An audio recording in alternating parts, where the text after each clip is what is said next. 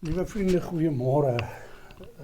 Dit is vir my tot dusver toe nogal 'n heel wonderlike week gewees.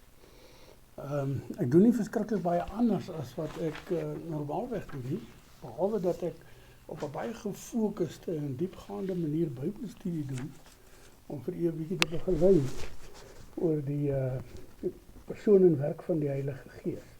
Maar dit was vir my heeltemal lekker om dit vir u aan te bied. Ek is nie altyd seker dat ek heeltemal die onderwerpe soos wat ons daaroor gepraat het onder die knie het nie. Maar ek het dit vir u gegee in alle nederigheid en in alle eerlikheid dat u dit kan gebruik. Ons gaan nou nog môre en Sondag so 'n bietjie nadink oor die persoon en werk van die Heilige Gees. Die persoon van die Heilige Gees het ons afgehandel, die werk van die Heilige Gees is ons mee besig. En as ons vandag gesels, dan gesels ons so 'n bietjie oor die Heilige Gees lei sy kerk in al die waarheid. Dis 'n baie belangrike taak wat aan die Heilige Gees opgedra is, om die kerk van Jesus Christus in al die waarheid te lei. Nou ons gaan daaroor gesels nadat ons saam gebid het. So kom ons vra net eers die Here se seën. Here, ons Here, baie dankie dat ons vanmôre ook by u kan kom staan met oop hande, met bakhande, met versoekende hande, dat ons vir u kan kom vra, ag Here, wil u nie asseblief vir ons ook vanmôre in ons samesyn, al is ons so afstande uit mekaar uit, met hierdie elektroniese bediening, wil u nie asseblief vir ons, groot asseblief vir ons, kom seën ook in vanmôre se nadenke oor u heilige woord. Ons bid dit met verwagting in Jesus se naam. Amen. Ons praat oor die waarheid.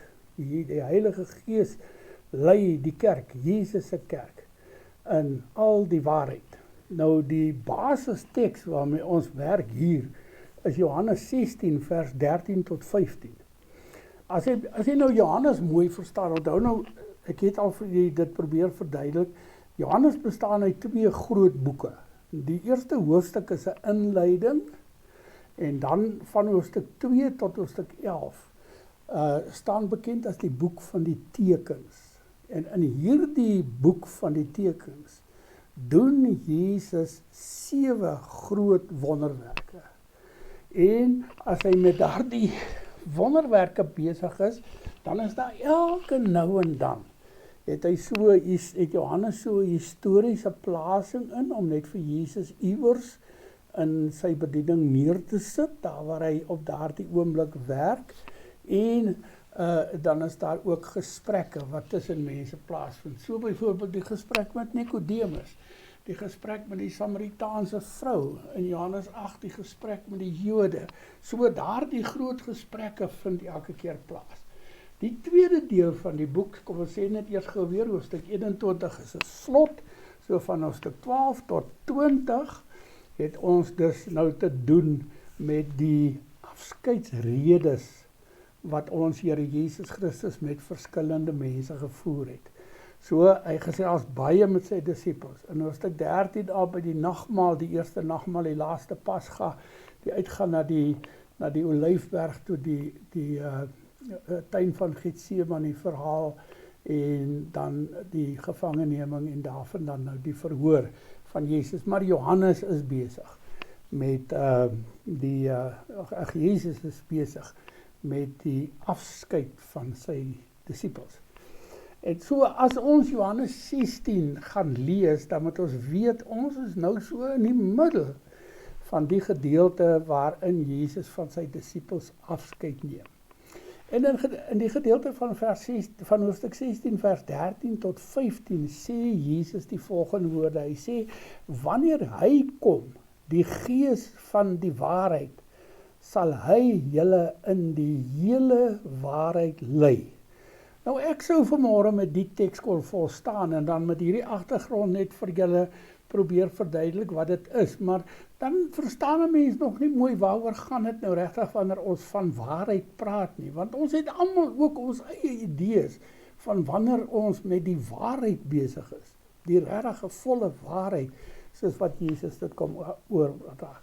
Daarom dink ek definieer hy ook die begrip waarheid so 'n bietjie. Hy sê, wat hy sal sê, sal nie van homself kom nie. Dus die Heilige Gees dink nie die goed uit, wat hy die mense, wat van hom afhanklik in die kerk van Jesus lewe, kom leer nie. Hy sal net sê wat hy hoor. Dis verskriklik belangrik dat ons dit ook hoor. Die Heilige Gees hoor iemand praat en hy dra daardie boodskap oor. Daardie boodskap is die waarheid waarna Jesus net nou verwys het. Hy sal julle oor die dinge, hy sal julle die dinge wat gaan kom, of hy sal aan julle die dinge wat gaan kom verkondig. So die Heilige Gees se werk met die waarheid is nie net om histories Jesus bekend te maak nie, maar ook om Jesus se nuwe lewe, sy lewe in die gestalte van sy kerk op aarde aan ons as kerk te openbaar. Dan sê hy verder ook hierdie waarheidgedagte, hy sal my verheerlik, want wat hy van my ontvang sal hy aan julle verkondig. En die waarheid waarvan Jesus praat wanneer hy sê die gees van die waarheid wat julle in die volle waarheid sal lei, in die eerste sinnetjie van Johannes 16 vers 13 tot 15, is daar die waarheid ook, dat hy verkondig wat hy van Jesus ontvang, en Jesus weer het dit van die Vader ontvang. Alles wat aan die Vader behoort, sê hy, behoort ook aan my. Daarom het ek julle gesê, wat hy van my ontvang, sal hy aan julle verkondig. So dit is verskriklik belangrik dat ek en jy hierdie gedagte net verstaan. Van die Heilige Gees is die Gees van waarheid. Hy verkondig die waarheid. Hy kom leer ons in die waarheid. Hy kom onderrig ons elke keer in die waarheid. Nou, wat is die waarheid? Die waarheid is Jesus Christus. Dit is God se waarheid. En ek wil hê jy moet dit aan jou oor vasmaak. Ek dink jy moet 'n oorbelletjie aansit met Jesus figuurtjie daaraan en vir die res van jou lewe bewus bly daarvan. God se waarheid is Jesus Christus. En die Heilige Gees bring dit hier, bring hierdie waarheid aan elkeen van ons. Soos dit staan teenoor die Bybelse openbaring, dat die Satan die vader van die leuen is. God is die vader van die waarheid, want Jesus Christus is God se waarheid. En die Satan is die vader van die leuen. So ek en jy moet besluit, waar wil ons wees? Wil ons by die waarheid wees, by Jesus wees? Of gaan ons onsself so, elke nou en dan, en ek kom agter, ons mense doen dit nogal 'n bietjie meer gereeld van die leuen bedien. Nou ek wil 'n kategoriese stelling vandag maak, en die woordjie kategories beteken allesomvattend, oorheersend.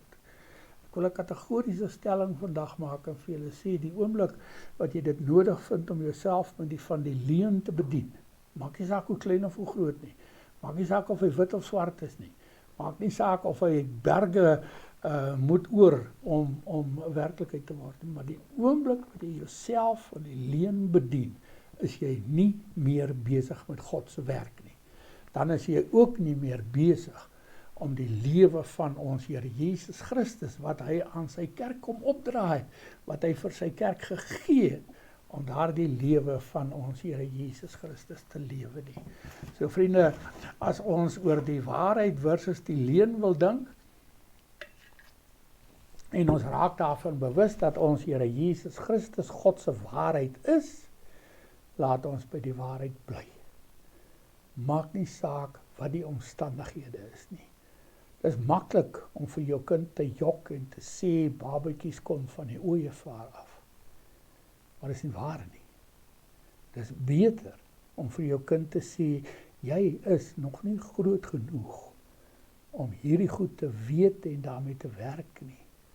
Daarom wag, ek sal vir jou leer wanneer jy groot genoeg is. Dan weet jou kind presies waar staan hy met jou. Hy gaan nie iewers langs die pad uitvind dat ooievaars toe nie babetjies aflewer nie. So is die gees van die waarheid, soos dit staan teenoor die Satan as die gees van die leuen, as die vader van die leuen.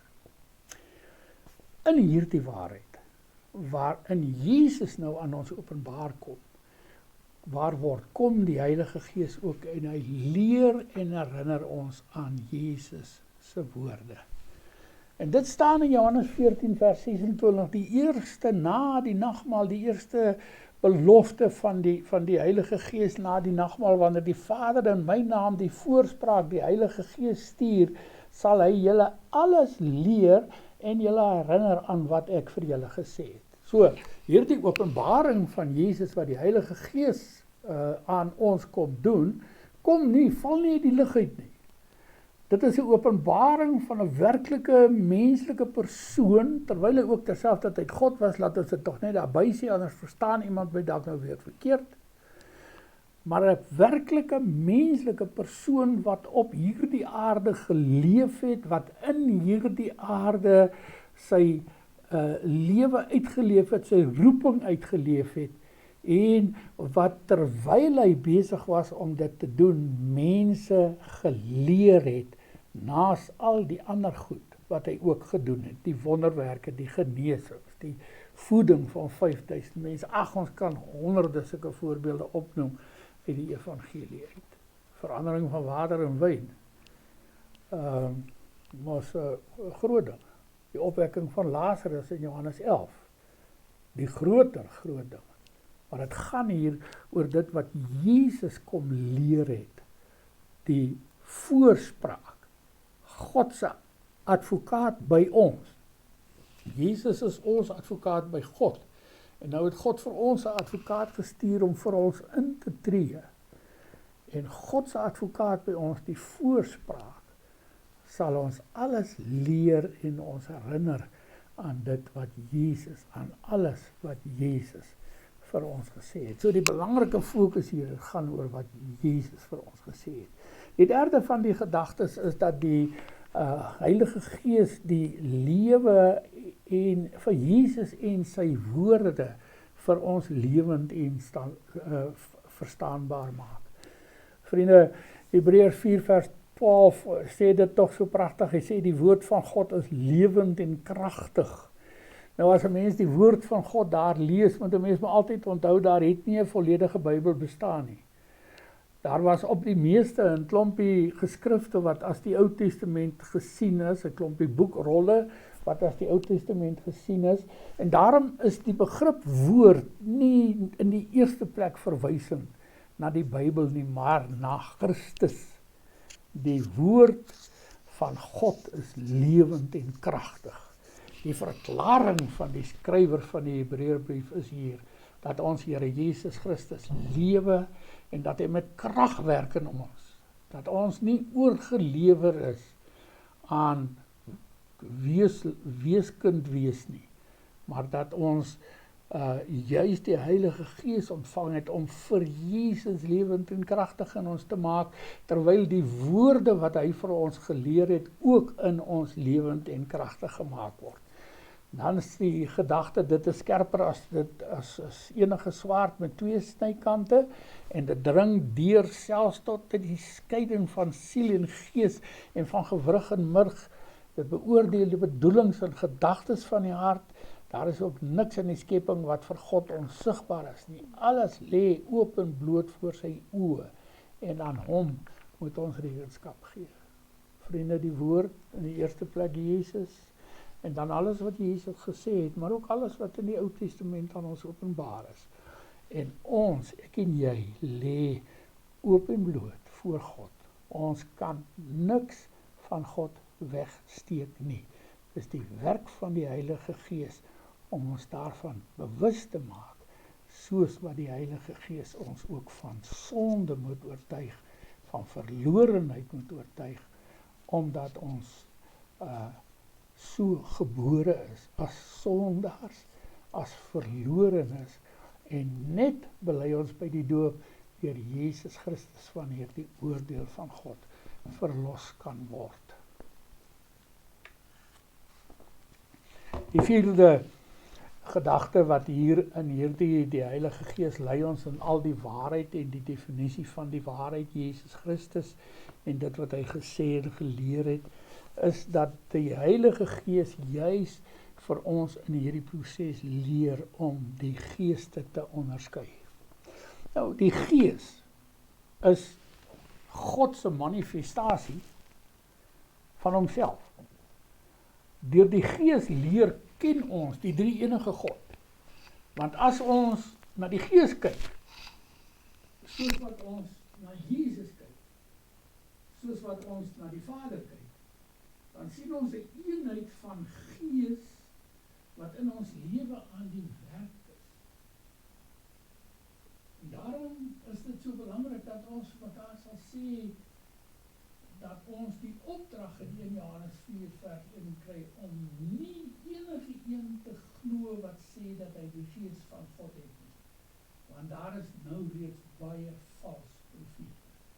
So daar kom mense, praat Johannes van, en hy sê dit ook baie ronduit op verskillende plekke in sy briewe, daar kom mense wat lyk asof hulle die Gees van God het, maar wat in werklikheid die Gees van die Antichrist het. Wat in die hart van 'n mens nie opgekom het nie, het God gereed gemaak vir die wat hom liefhet. So waar ons nog nie eens gedink het nie, het God alreeds vir ons gereed gemaak. Ook die diepste geheimnisse van God word deur die Gees van God ondersoek. Watter mens ken die verborgde dinge van sy hart, behalwe die Gees wat in hom is? So ken ook niemand die verborgde dinge van God nie, behalwe die Gees van God. En hy kom maak dit aan ons bekend. Hy kom sê vir ons, wie is God? Wie is Jesus? Hoe moet ons die drie enige God verstaan vir die bietjie van daardie komplekse gedagte wat 'n mens kan verstaan? Dit is belangrik dat ons dit sal lees. Die volgende gedagte is dan hier in aansluiting hierby dat die Heilige Gees geestelike dinge aan ons openbaar. Paulus skryf daarvan in 1 Korinte 2 vers 10, hy sê, wat die oog nie gesien en die oor nie gehoor het nie, en wat in die hart van die mens nie opgekom het nie, dit het God bekend gemaak aan die wat hom liefhet. En ek en jy moet daaruit leer, elke dag van ons lewens. Dan in die laaste instansie, en daar gaan ons vanmôre afsluit, die Gees van die waarheid lei ons om gehoorsaam te wees aan die Gees van die waarheid. En onthou nou, die Gees is die Heilige Gees, die waarheid is Jesus, en as ek en jy in die Gees van die waarheid lewe, dan lewe ons gehoorsaam aan ons Here Jesus Christus. Ag, ek weet, daar word vandag baie goed op die sosiale media platforms gesê oor hoe noukeurig jy die wet moet onderhou om nie oor te kom en hoe jy die Sabbatdag, die 7de dag moet respekteer, anders sal jy nooit die binnekant van die hemel sien. Maar dit is nie die evangelie van Jesus, die evangelie van Jesus. Dit is die evangelie wat sê, laat julle lewe steeds, Galasiërs 5 vers 16, laat julle lewe steeds vir die Gees van God beheer word. Dan sal julle nooit sug voor die begeertes van die sondige natuur. Sy wat op sondige natuur begeer is in stryd met wat die Gees wil, en wat die Gees wil is in stryd met wat die sondige natuur begeer. Hierdie twee staan lijnrecht teenoor mekaar, en daarom kan julle nie doen wat julle graag wil. Maar as jy die Gees wat jy staan, nie meer onder die wet nie. Wanneer die Heilige Gees is gestuur na ons te gee om ons in al die waarheid te maak. Die waarheid is Jesus. En in sy gestalte as Jesus het hy dit vir ons 'n klomp goed gedoen. Hy het ons baie goed gesê. Hy het gekom om sy woorde en sy lewend en verstaanbaar te maak. Hy openbaar dit wat geestelik is van ons, sodat ons die geeste kan onderskei volgens Johannes. in my lewens tot U saam. Wil jy nie maar vandag weer so vernietig jouself in die Here Jesus se hande en so op